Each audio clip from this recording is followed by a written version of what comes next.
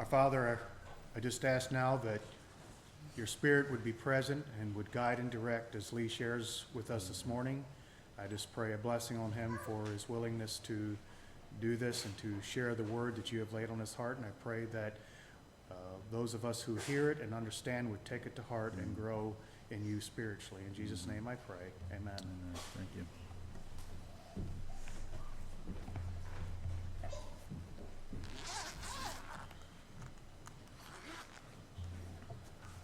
Well, good morning. It's a blessing to be here again. It feels like we've been gone a lot in the last couple of months, and we have. And so I think our holiday and wedding travels are certainly done for the year, but hopefully done for the near future. It's a blessing to be here. I hope you've had a good week. This morning I don't necessarily have a Christmas message to share, though I was thinking about it on the way up here. You really could take about any message and mix Christmas into it, because Scripture is so pointed towards the coming of Christ. I mean, the Old Testament just points towards the coming of Christ, and the New Testament shares with us the results of the coming of Christ and how that affected humanity and began the earthly church of Christ and the followers of Christ. This morning I want to start off with a song. You can open your Christian hymnals to number 425. As I was thinking on what I wanted to share, or what I was planning on sharing this week, this song kept coming to mind, because one of the verses captures some of what I wanted to share about this morning. Am I a soldier of the cross? The song was written by Isaac Watts in the early 1700s, and he was a prolific hymn writer.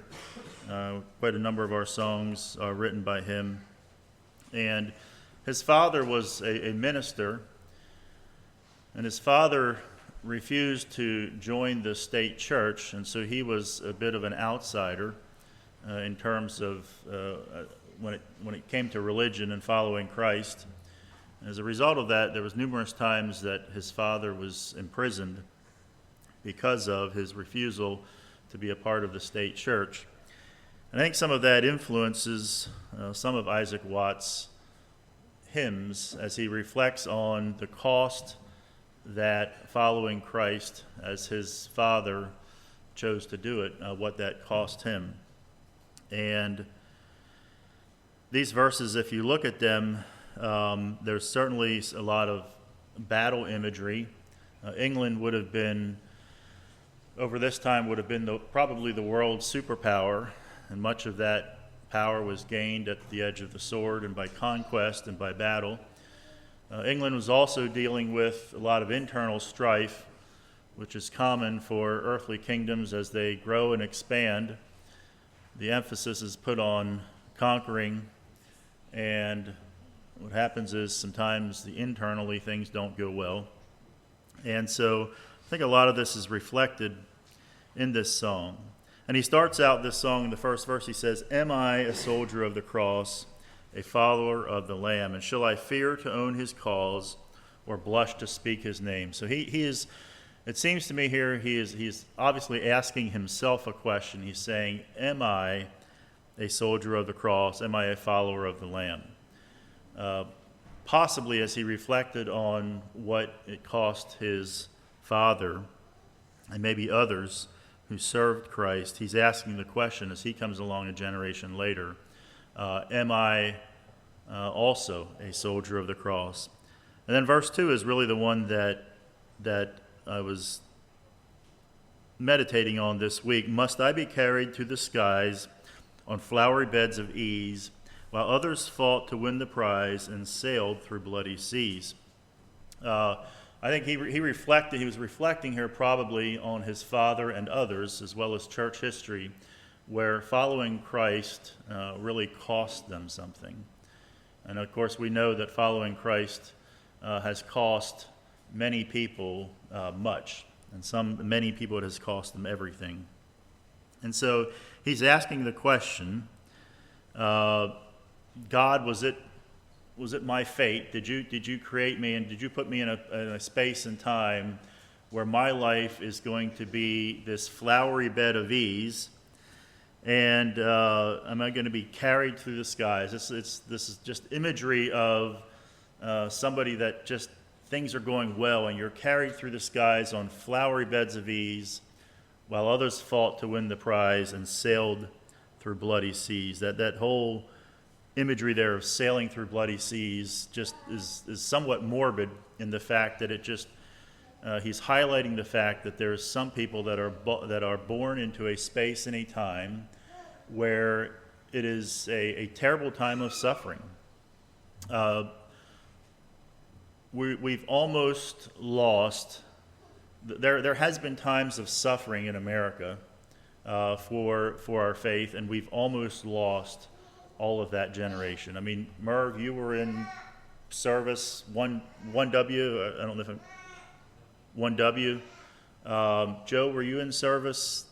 Nope. Marlon, you weren't. You would have missed that too. So that generation that in some way it physically affected them in a very real and tangible way is almost gone.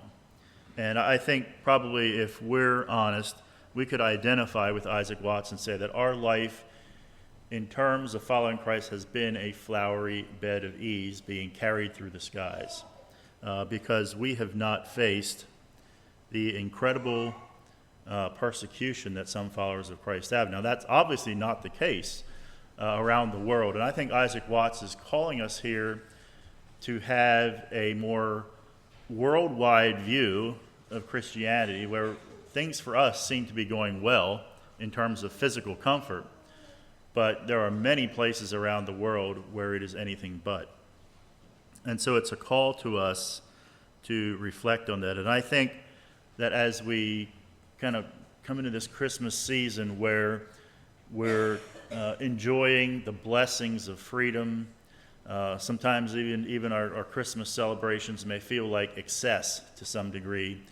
There are Christians in the world that are facing a very different set of circumstances in their life. Let's sing number 425. Am I a soldier of the cross, a follower of the Lamb?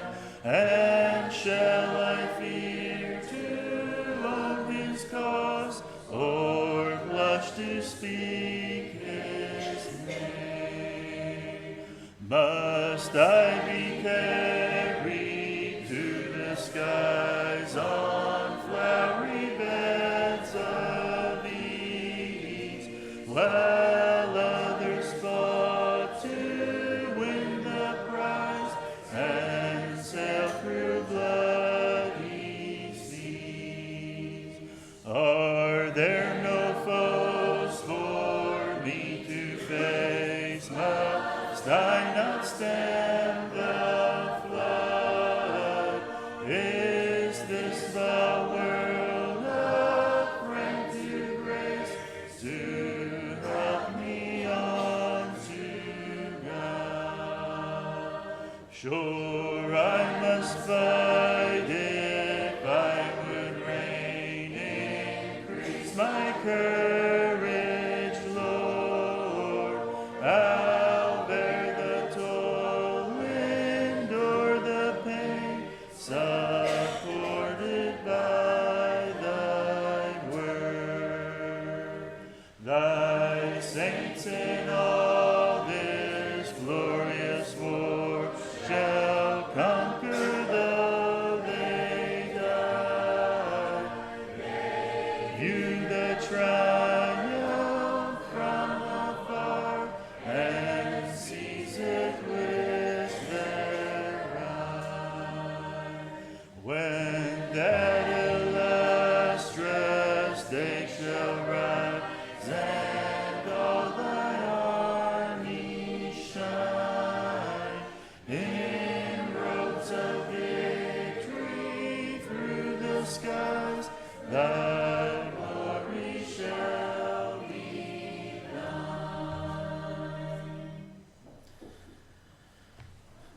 you think about, and I've contemplated this many times, why did God choose me to be born in this space and this time of all of history, where I could have been born? He chose this, and he chose this for a reason. But we have been blessed, and the odds of being born in America, into a Christian home, into a solid Bible-believing Christian home, the odds are pretty slim. And I think for most of us here, we've been given a good foundation, and the challenge to us is what do we do with that? You can open your Bibles to Hebrews chapter 13. It's my text for this morning. Just going to look at the first 3 verses, with verse 3 being the main verse that I want to look at. Hebrews chapter 13 was written to Jews, and as I was studying this, Mark and I maybe were thinking a lot of things along the same lines as he was sharing with us the atmosphere at the time of Christ, and some of the ethnic tensions that existed between the Jews and the Gentiles. I had never heard that their song, Mark, was that a song? Was that a creed or a song? A prayer, where they actually prayed, thank God I'm not a Gentile, or thank God I'm not a woman. That doesn't mesh well with our understanding of God and His people, and I don't think they necessarily had Old Testament support for that position either. I think that's something that grew out of their own misrepresentation of the Old Testament and some of their own biases. But Hebrews here was written. The author does not identify himself. Many people believe that it was the Apostle Paul. It may or may not have been. But he's closing. The book of Hebrews really is the author is trying to bring to the Jews Jesus. And he's trying, it's an argument and it's a case saying, Jews, look at your own scriptures, your own words. This Jesus that your leaders have rejected for the most part, this Jesus is who we're saying he is. And throughout Hebrews, he lays this case out of using a lot of terminology and a lot of names that they were familiar with. And it's really an argument for bringing those that are willing to listen into the fold of Christianity and out of Old Testament Judaism. But in chapter 13, as he's closing this book, chapter 13 is just a lot of things that he wants to share with them of how life in Christ works and how community and life works in Christ, which was very different. He starts off there. I'll just read the first 3 verses. Let brotherly love continue. Be not forgetful to entertain strangers, for thereby some have entertained angels unawares. Remember them that are in bonds as bound with them, and them which suffer adversity as being yourselves also in the body. This chapter is somewhat a collection of disjointed thoughts, but there's also a continuity to it as well. And he begins by saying, let brotherly love continue. Now, we would say, well, of course, I mean, that's natural and that's what should happen. But as Mark kind of touched on in our Sunday school lesson, the whole Jew and Gentile thing did not mesh very well. I mean, if they were having prayers that said, "Thank God you didn't make me a Gentile," that kind of encapsulates some of the ethnic tension that existed between the Jews and the Gentiles. And so here the author of Hebrews, probably Paul, is saying throughout this book that, look, you Jews, come into the fold of Christ. Christ is the Messiah. He is the one that the Old Testament is pointing towards and calling us to. But one of the things that's going to happen is that you Jews and you Gentiles are going to have to coexist together in ways that you didn't before, and I would suggest in ways that the leadership of the Jewish people prohibited and discouraged.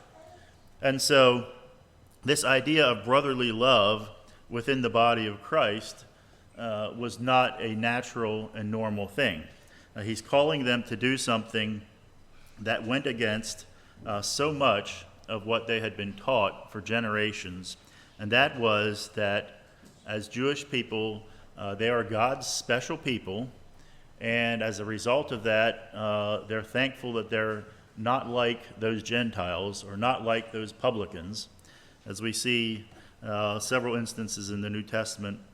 Just kind of brings that out. And so he's calling them here to not just endure the Gentiles in their midst, certainly not to look down on them, but actually to esteem them as a brother.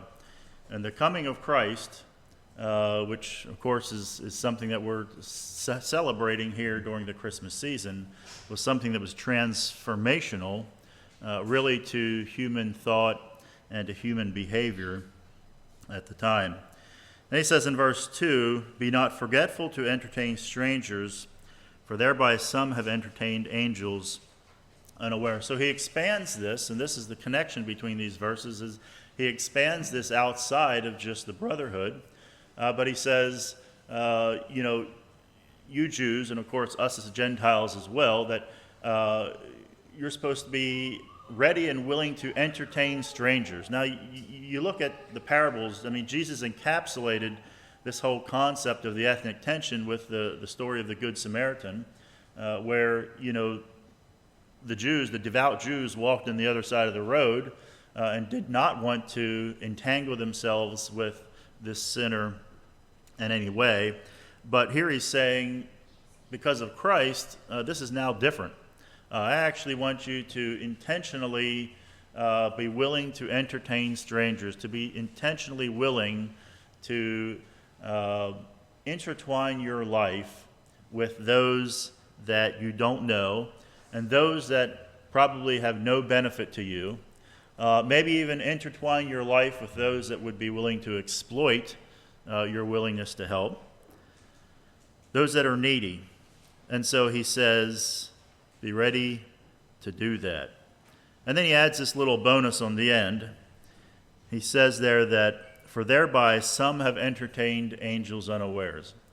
That's not the point of this verse. He's not saying that we should be willing to help others because we may be fortunate enough to help an angel.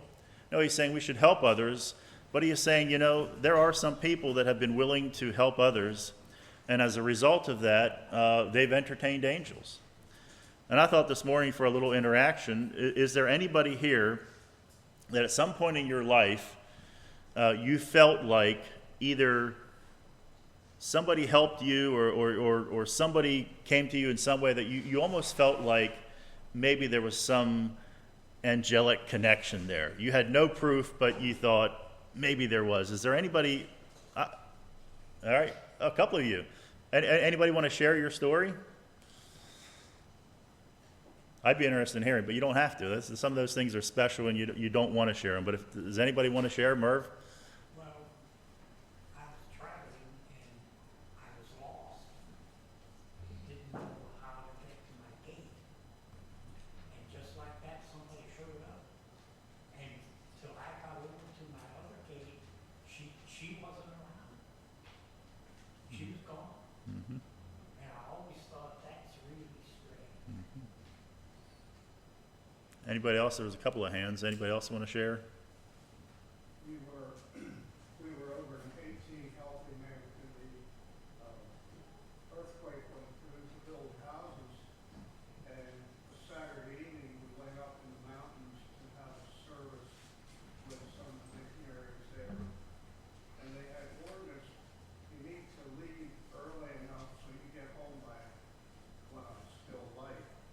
Well, it went later than we thought,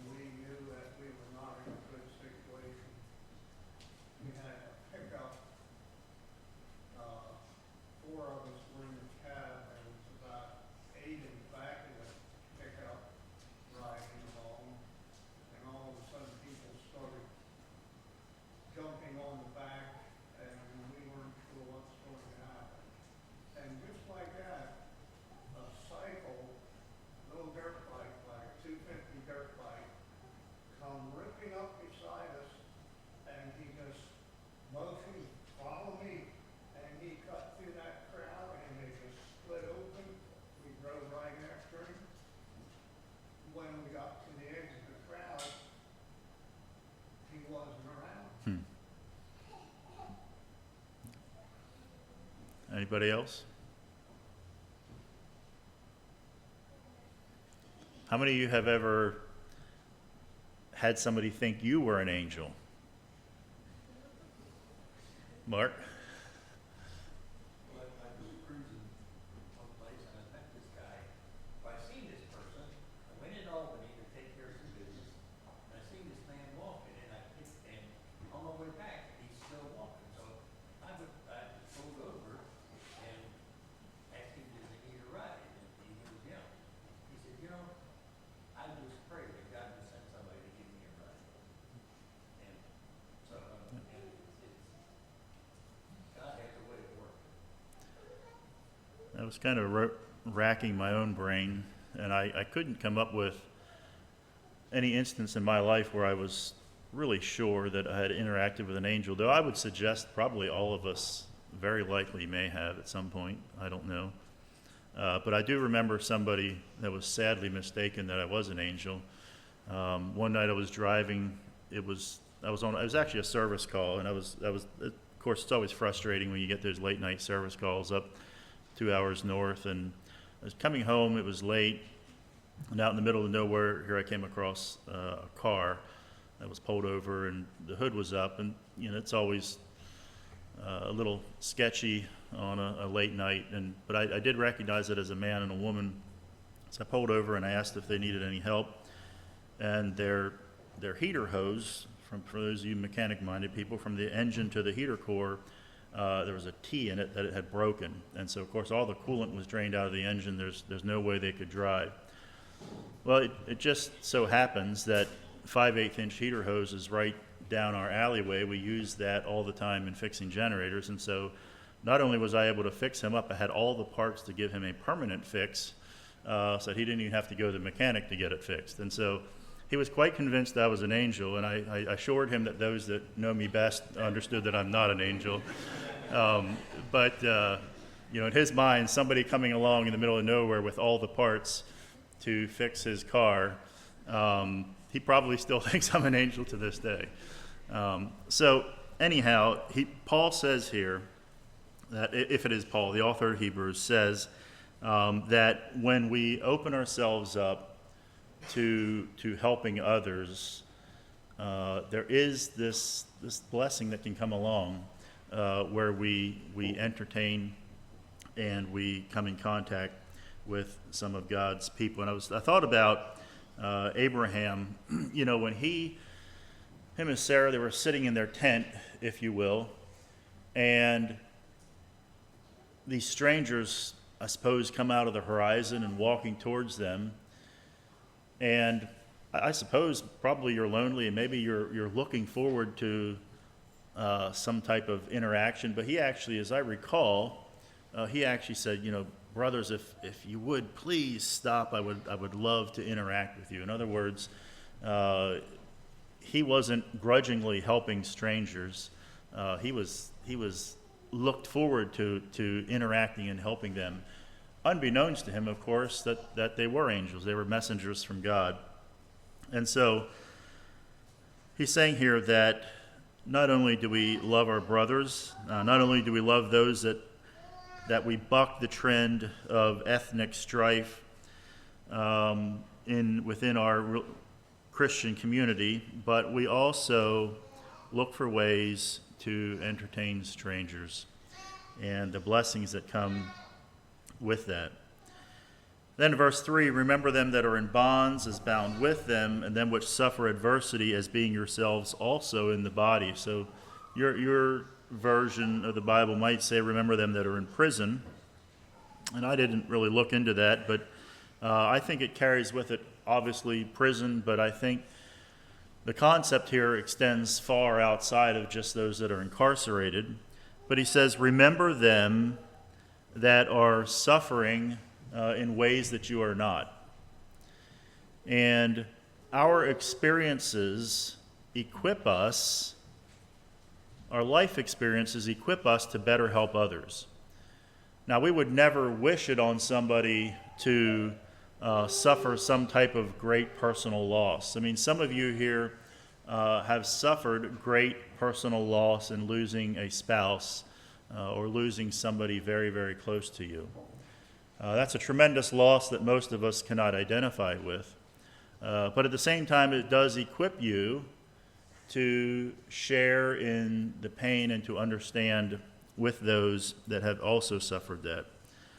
We would never wish upon anybody any kind of great suffering, health-wise or otherwise, in their lives, whether it be a battle with cancer or something like that, like the battle that Keith's dad went through, where it's a long and drawn-out time of great suffering. We would never wish that on anybody, but those that have came through that are uniquely equipped to understand and to identify with other people that are also going through that. We would never wish it on somebody to have a special needs child or a child that requires constant care for all of their life. But there are people that God has called to walk that road, and those people are uniquely equipped to identify with others in similar situations. We would never wish it upon somebody to be imprisoned, as this verse says. We would not. We don't wish that on anybody. And many times, certainly in our culture today, most of the imprisonment that happens is because of some bad behavior that Peter talks about. That don't be surprised if you get into trouble when you do bad things. But in many parts of the world, there are people that are imprisoned for their faith. And I believe that happens from time to time in our country as well, but certainly not as common as in other situations. So we would never wish that on somebody, but if we would experience that, it uniquely equips us to identify them. We wouldn't wish a tremendous financial hardship on anybody, but it happens to people, and those people are uniquely equipped to identify with those that also experience similar circumstances. But what Paul is saying here is he says, remember those that are going through this thing. Now, again, for more interaction, what does that term remember, what does that word remember mean to you? Is it more than just thinking about them for a couple of seconds while you're driving down the road? What do you think, in your mind, what is Paul or the author of Hebrews trying to encapsulate here with the word remember?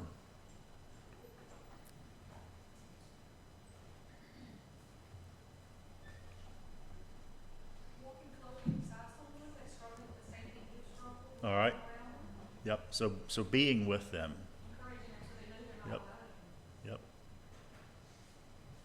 And sometimes it's difficult for me, and I'm sure you, some ways you as well, like it's kind of awkward sometimes just walking with somebody and not having any words of wisdom to share with them. But we don't necessarily have to do that. We don't have to have incredible words of wisdom. Just walking, being with somebody, and them knowing that you care is an important part. Anything else anybody would add to that?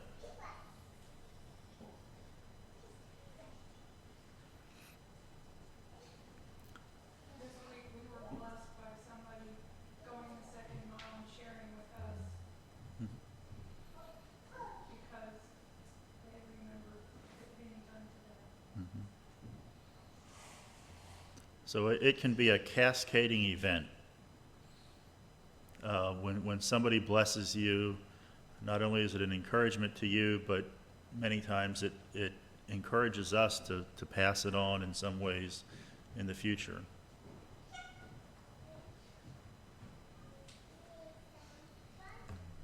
If we remembered in a Sunday morning during our announcements and prayer time, if we remembered somebody that was in bonds, what would we be doing? We'd be praying for them. That's another very important part. Directly helping them, kind of as Chris pointed out. So this idea of remember carries with it much more than just this idea of a passing, fleeting thought that runs through our mind throughout the week. I think Paul is encouraging us to more than just a brief memory.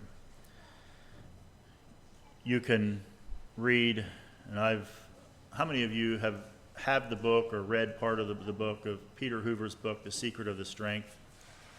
A couple of you have that.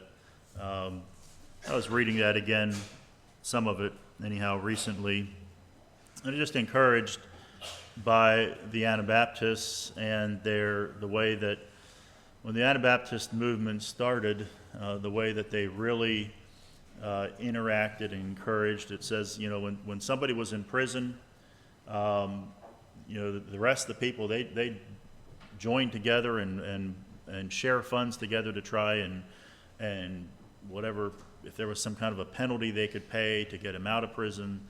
If people were imprisoned, they would, if they couldn't get them out, they would do what they could to bring food and encouragement to those in prison. I think as Paul was writing here, many times in this culture, if you were put in prison, you were not provided food. It was up to those in your life, your family, or somebody that cared about you to bring food to you for prison. And so there's just a lot of encouraging examples in history of those that have lived this out in the flesh. But then also what happened within the Anabaptist movement, just probably starting only 50 years into it, is especially up in the Dutch area of the Anabaptist movement with, ironically, Menno Simons, who our Mennonites were named after. They began to lose that focus, and it wasn't long before one group, the issue of excommunication became a big issue, and so they began to excommunicate each other. Some thought that this group had too nice of houses, and they thought this group had too nice of clothing, and so they promptly, one excommunicated the other, and the other retaliated by excommunicating them. And for the next number of years, it was just a series of excommunications and splintering and fragmenting, and that's the kind of the disappointing side of the Anabaptist movement that we don't hear much about. However, and that was more of Menno Simons' line out of the Dutch, the Southern German and the Swiss Anabaptists really held to that idea of what Paul talks about here, brotherly love and working together, and an emphasis on each other. And in fact, some would believe that, would understand that the persecution of the Anabaptists ended in many ways during this time because they realized that the Anabaptists were no longer a threat, because they were doing a good enough job of persecuting each other and fighting among each other that they were not influencing their worlds and their kingdoms quite in the same way. And so if it is Paul, and I'm just going to call it Paul as the author of Hebrews, Paul is calling us here to rise above, he's calling the Jews to rise above what they had been taught.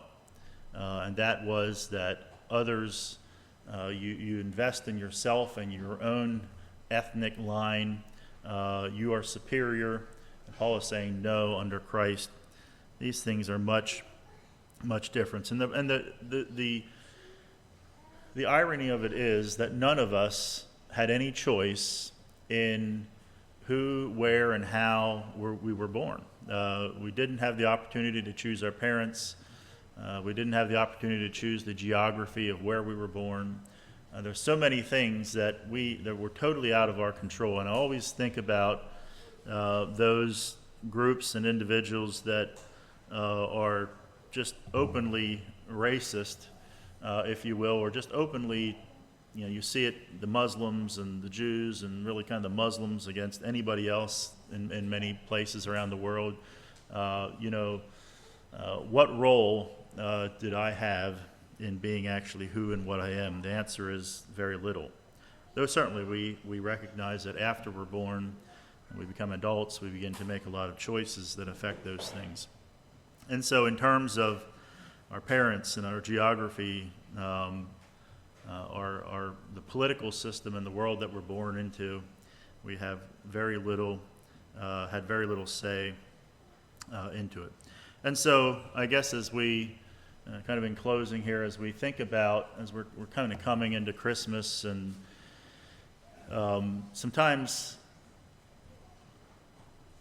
the Bible's pretty clear that you got to be faithful in the little things, and that's the starting point. And sometimes we look at the problems of the world around us, and they seem huge.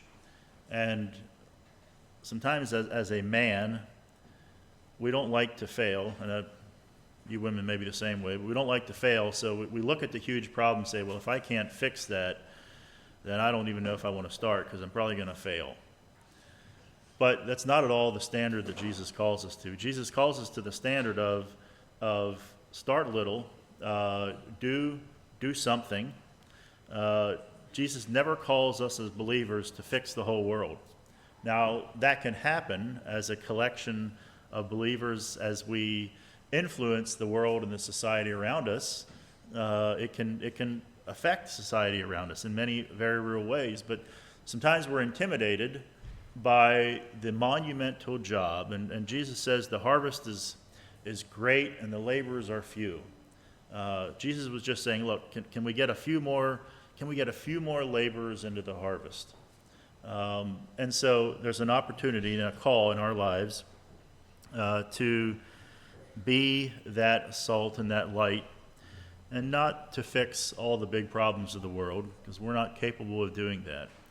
But God calls us to influence that one, to be that angel, if you will, to that one individual, because God values that individual. Mission work is not just an international endeavor. A soul in Pelham or a soul in Cuthbert has the same value as a soul in Africa. I don't know if that's theologically correct, but that's the way it looks like to me. A soul is a soul. And so there's not some classification that we have to